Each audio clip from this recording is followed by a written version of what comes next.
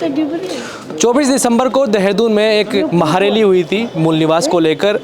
अब सबके मन में एक सवाल है कि आगे का प्लान क्या है, क्योंकि पूरा उत्तराखंड की जो जनता है वो मांग कर रही है कि मूल निवास 1950 की जो कट ऑफ है वो उसको लागू किया जाए। हमारे साथ मोहित डिमरी है, उनसे हम बात करें क्या कुछ अब प्लानिंग चल रही है, क्योंकि सबके मन में एक ही सवाल है कि आखिर अब क्या होगा। देखिए, अब यह आंदोलन आगे बढ़ रहा है और इस आंदोलन से हम लोगों को जोड़ने का काम शुरू हमने कर दिया है और हमने जिलेवार, ब्लॉक स्तर पे और ग्राम स्तर पे समिति बना रहे हैं। वहाँ पे युवाओं को, वहाँ की महिलाओं को इस आंदोलन से जोड़ रहे हैं। जनवरी माह में हमने तय किया है मकर संक्रांति के दिन बागेश्वर में उत्तरायणी एक बहुत भव्य मेला होता है जिसकी एक अलग परंपरा रही है, तो वहाँ पर भी हम एक रैली आयोजित करने जा रहे हैं। वहाँ पर भी हम लोगों से बातचीत कर रहे हैं। इसके अलावा मकर संक्रांति के दिन ही बहुत सारे ऐसी जगह हैं जैसे संगम है, वहाँ पर देवी देवताओं की डोलियाँ आती हैं, तो वहाँ पर भी हम इस छोटी छोटी रैलियाँ निकालेंगे, क्योंकि सांस्कृतिक पहचान कहीं ना कहीं खतरे में, तो अपनी संस्कृति को बचाने के लिए भी हम इस लड़ाई को आगे बढ़ाएंगे। और साथ ही साथ इस जनवरी माह के अंत में हम लोग हल्द्वानी में भी सोच रहे हैं कार्यक्रम करें। वहाँ पर भी वहाँ के हमारे जो टीम के लोग, हमसे बातचीत चल रही है कि एक महारैली वहाँ भी करें। तो हम पूरे प्रदेश में जाकर इस आंदोलन को आगे बढ़ा रहे हैं और हमारा यही मानना है कि सरकार को मूल निवास विधेयक विधानसभा में पारित करना चाहिए। इसको लेकर जल्द से जल्द सरकार एक कैबिनेट बैठक बुलाई, एक अध्यादेश जारी करे, और अगर सरकार ऐसा नहीं करती है तो जो आंदोलन आगे बढ़ चुका है वो तो बिल्कुल भी रुकेगा नहीं। हमारी मांग मूल निवास 1950 की है और इसी पर हम अड़िग हैं। सशक्त भू कानून की मांग है, क्योंकि ज़मीनें हमारी खुर्द-बुर्द हो रही हैं, भारी माफिया के हाथों में जा रही हैं। तो ज़मीनों को जो बचाने की लड़ाई है, चाहे अपने अस्तित्व को बचाने की लड़ाई है, ये निरंतर आगे बढ़ती रही। सरकार लगातार कोशिश कर रही है इस पूरे आंदोलन को जो है दबाने की। इससे पहले हम देख चुके हैं कि 24 दिसंबर को ही मोदी है ना पदयात्रा निकाली गई है। जिस तरह से जो है लोग आए हैं, अक्सर देखा जाता है कि ऐसे जो पदयात्रा होती है लोगों को लाया जाता है, बसों में भर भर के लाया जाता है, लेकिन जो उस दिन महारैली हुई मूल निवास की, उसमें देखा गया कि लोग खुद से आए हैं। तो क्या लगता है कि जो जनता है अब बिल्कुल पूरी तरह से जाग गई है और उसकी जो मांग है वो वाकई में लगता है कि अब जो ये पूरा आंदोलन है इसको पूरी तेज़ धार मिलेगी? बिल्कुल तेज़ धार मिल चुकी है और जनता हमारी जागी हुई है। बस जो उनका दर्द है उस दिन बाहर निकला है महारैली के दिन, और सरकार ने तमाम कोशिशें की इस महारैली को फ्लॉप करने की, लेकिन जो भाजपा ने ये षड्यंत्र किया कि अधिक से अधिक लोगों को उनकी रैली में शामिल करने का, अपनी रैली में शामिल, लेकिन लोगों ने कहा पहले हमारा स्वाभिमान है, हमारा ज़मीर है, हमें अपने स्वाभिमान को बचाना है, तो मूल निवास स्वाभिमान रैली का हिस्सा बनना है। तो मैं देख रहा था कि बहुत सारे लोग आए जो भूखे प्यासे थे, बहुत सारे छोटे छोटे बच्चे थे, 4-4, 5-5 महीने के बच्चे जो नवजात हैं, वो भी इस महारैली का हिस्सा बने। तो आप समझ सकते हैं उत्तराखंड आंदोलन भी ऐसे ही था और कहीं ना कहीं लोगों को अब लग गया कि जो उत्तराखंड हमें मिला है वो सपने आज अधूरे हैं। तो यही वजह है लोग आज सड़कों पे हैं और ये जन क्रांति की एक शुरुआत हुई है।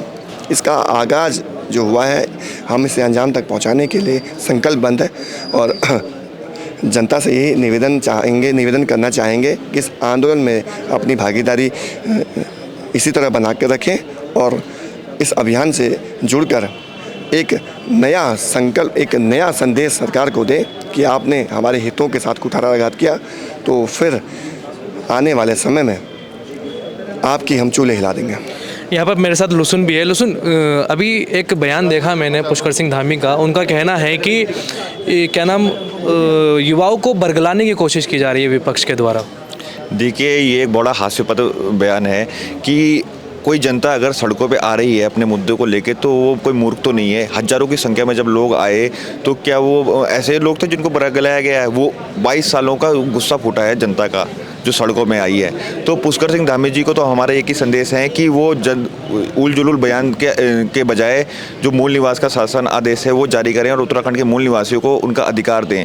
ऐसे बयानों से वो बता रहे हैं कि मूल निवासियों के प्रति उनका स्टैंड क्या है। उत्तराखंड के जो मूल निवासी है, जिन्होंने इस राज्य में आंदोलन भी लड़ा, राज्य दिलाया, उसके बाद तमाम तरह से अपने संसाधनों को दूसरे के हाथों को जो बेचने के बावजूद वो शांत रहे, परंतु आज जब सर पानी जब ऊपर पहुंच गया है उसके बाद ऐसे उलझुल बयान देना पुष्कर सिंह धामी जी का बताता है कि वो कितने असंवेदनशील हैं इस मामले को लेके। अच्छा, उत्तराखंड के लोग मांग रहे भू कानून, ठीक है, मूल निवास, लेकिन सरकार बात करे यूसीसी की, यूनिफॉर्म सिविल कोड की। देखिए, हम तो पहले से ही बोलते हैं यूसीसी नहीं, मूल निवास चाहिए। मूल निवास की बात कीजिए आप, ये मुद्दे भरमाने के लिए हैं। भारतीय जनता पार्टी यही चाहती है कि मुद्दों से भटका जाए। वो अगर हम कानून की बात करते हैं तो वो जिहाद की बात करते हैं, हम मूल निवास की बात करते हैं तो वो यूसीसी की बात करते हैं। उनका एजेंडा यही है, उनको हिंदू मुसलमान के अलावा कुछ पता नहीं है। जब हम अब पहाड़ के लोग हैं, हम हिमालय के लोग हैं, हमें अपना अधिकार चाहिए। एक और तो आप कहते हैं कि मुसलमान नहीं आने चाहिए, दूसरी ओर आप भू कानून लागू करने में आपको क्या दिक्कत हो जाती है, क्योंकि ये बोलते कुछ और हैं और करते कुछ और हैं। ये चाहते हैं कि सांप्रदायिक रंग देके हर चीज़ को डाइल्यूट किया जाए और जो उत्तराखंड का जो मूल निवासी है उसको हाशिए में लाया जाए, क्योंकि बाहरी जो माफियाओं की लॉबी है वो उनको ऑपरेट कर रही है और इनके हित भी वही साथ रहे हैं। और यही सुनियोजित साजिश के तरह उत्तराखंड के मूल निवासियों को उत्तराखंड के संसाधनों से हटाने का पूरा इनका प्लान है, ताकि उत्तराखंड का जो मूल निवासी है वो अपने राज्य में अल्पसंख्यक हो जाए। अच्छा, जैसा कि हमने देखा कि पूरी रैली हुई है और एक जिम्मेदारी ये होती है कि जब लोग आते हैं आंदोलन में, वहाँ पर भारी संख्या में हज़ारों लोग आते हैं, तो उसके बाद एक जिम्मेदारी ये बन जाती है कि उसको आगे कैरी करने में, उस आंदोलन को आगे ले जाने में। क्योंकि हमने अभी बेरोजगार संघ का आंदोलन देखा, उसमें भी एक नई लीडरशिप खड़ी हुई है युवाओं को लेकर, और जैसे आप लोग भी अब खड़े हुए हैं, इससे पता चलता है कि कहीं ना कहीं बदलाव की ज़रूरत है और जनता भी बदलाव चाहती है। तो कहीं ना कहीं एक बड़ा चैलेंज होता है उस पूरे मुद्दे को खींचना आगे।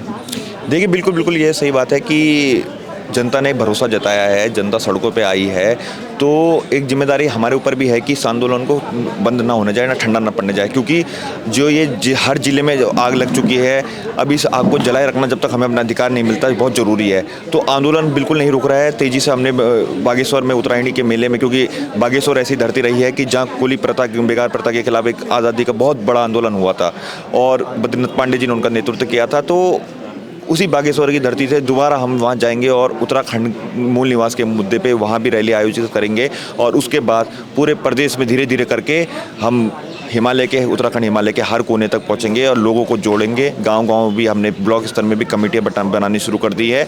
मामला कहीं भी ठंडा नहीं पड़ेगा, जब तक हम अपना अधिकार वापस नहीं लेंगे हम चुप नहीं बैठेंगे। अच्छा, आंदोलन के लिए कहीं ना कहीं एक फ़ंड की भी ज़रूरत होती है। लोगों का जो साथ तो मिल रहा है, क्या लोग जो फाइनेंशियली भी सपोर्ट कर रहे हैं? देखिए, लोगों का काफ़ी सहयोग मिला था हमें, और हमने मना कर दिया था कि इसके बाद हमें सहयोग ना दिया जाए, क्योंकि एक तरफ भाजपा के तमाम संसाधनों के खिलाफ हमारी लड़ाई हो रही थी। आईटी सेल भी है। आईटी सेल से लेके 24 तारीख को भी उन्होंने रैली करी थी। तो हम तो यही जवाब देना चाहते थे कि आपके तमाम संसाधनों के खिलाफ हम जनता बिल्कुल भी हम कोई ऐसा संसाधन का नहीं यूज़ करेंगे जिससे साफ साफ दर्शाया जाएगा कि एक जनता का जो मूड है वो क्या है। जनता का मूड यही था, उस दिन लोग अपने अपने खर्चे पे सब यहाँ पहुँचे और भाजपा प्रायोजित भीड़ लाई, तमाम तरह से पैसे दिए गए लोगों को और बुलाया गया भाजपा की रैली में अन्य स्टेटों से। और एक तरफ मूल निवासी था जो अपनी गाड़ियाँ, उसकी रास्ते में पंचर भी हो गई थी, गाड़ियों को बेचारों के टायर बदल बदल के इतना संघर्ष करने के बाद वो देहरादून महारैली में पहुँचे। तो सहयोग, अभी तो हमें ऐसा कोई सहयोग की आवश्यकता नहीं है। जब सहयोग लगेगा तो हमें पता है, जब जनता ने हमें इतना समर्थन और इतना प्रेम दिखाई दिया है कि वो इतनी सड़कों पे आ गई हैं, तो अगर उनके सहयोग की ज़रूरत पड़े तो वो आगे देंगे, हमें पूर्ण विश्वास है। उत्तराखंड से क्या अपील करना चाहिए? देखिए, उत्तराखंड से ये अपील है, आंदोलनों की ये धरती है। जैसे मैंने बताया पहले से कि कुली बेगार प्रथा के खिलाफ आंदोलन हुआ था। हमने अपने कॉलेज गढ़वाल विश्वविद्यालय के लिए, हमारे जो पहले के लोग रहे थे उन्होंने आंदोलन किया। फिर उसके बाद उत्तराखंड आंदोलन हुआ। तो यहाँ चाहते हैं कि बिन लड़े यहाँ कुछ हक अपना मिलता नहीं, अधिकार नहीं मिलता। तो उत्तराखंड की जनता जानती है कि अब लड़ाई का समय दोबारा आ गया है। जो राज्य आंदोलनकारियों का सपना था, जो 42 शहादतें हुई थी, उन शहीदों का सपना था, उसकी अवधारणा से जो राज्य मिला था, अब जो राज्य मिला, जो भटक गया है अपनी अवधारणा से, उसको वापस उसी अवधारणा में वापस लेने के लिए जनता सड़कों पे आए और हर अपने अपने जहाँ भी मौजूद है वहाँ प्रतिरोध करे मूल स्थायी निवास का, और मूल निवास के अधिकारों के लिए गाँव-गाँव ये अलग पहुँचाए। उत्तराखंड में अब मूल निवास की लड़ाई तेज हो चुकी है और अब आगे की जो है प्लानिंग आपने सुन ही ली है, लेकिन अब एक बड़ा सवाल यहाँ पर ये खड़ा होता है कि क्या उत्तराखंड में अब नई लीडरशिप जो है पनप रही है? क्योंकि पहले आपने देखा कि कांग्रेस थी, बीजेपी थी, लेकिन अब देखा जा रहा है कि जो आंदोलन में नए चेहरे और युवा चेहरे देखने को मिल रहे हैं।